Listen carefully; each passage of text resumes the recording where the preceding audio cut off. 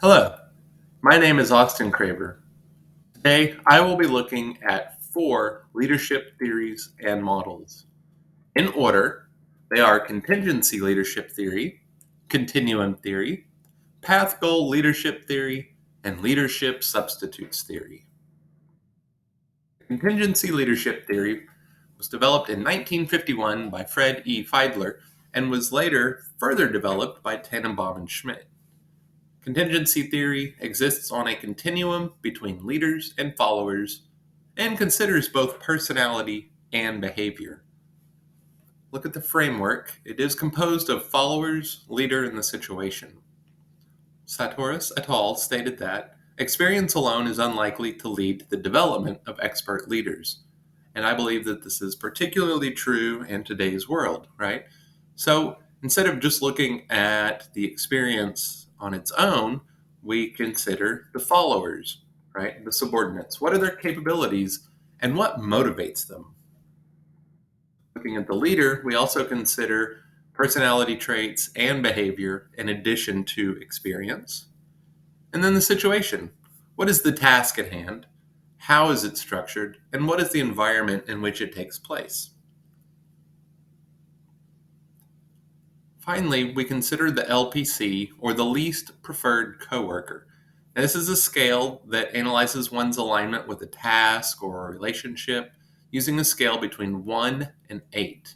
So if a person is very unpleasant and tense and hostile, they're probably going to fall pretty low on this scale and not be the preferred person to work with in certain environments, right?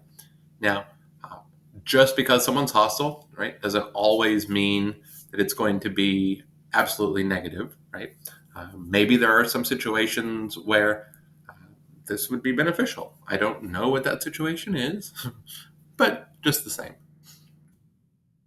Continuum theory, developed by Robert Tannenbaum and Warren Schmidt, is also on a continuum between autocratic and participative, between the leader and the subordinates. And so we're just going to go through from autocratic all the way to participative here. So tells. This manager tells subordinates what to do. This is ideal for new employees and those that might be lacking skills. However, it is not ideal for subordinates with ample experience. And the manager makes a suggestion and then sells or pitches that idea to subordinates. Once informed of it, they then complete the task. Suggests. The manager makes suggestions and then asks for questions. And here, this is where we start to break away from autocratic leadership. The leader states a problem and then asks for questions. And this aims to help subordinates feel like part of the decision-making process.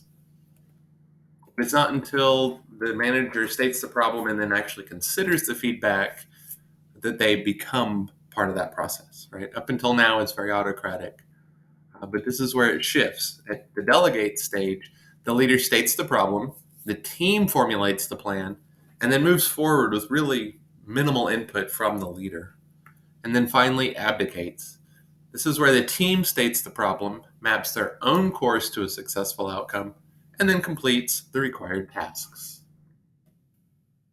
Path goal leadership theory was developed by Robert House, and in it, relationships are between task and person-oriented leadership, and the leader uses one of four styles.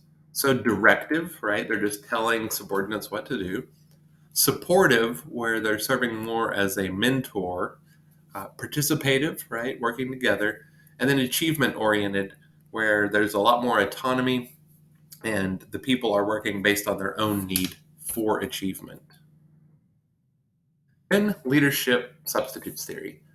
Substitutes for leadership include characteristics of the subordinate, task, and the organization that replace the need for a leader or neutralize the leader's behavior. Right? So not every situation requires a leader.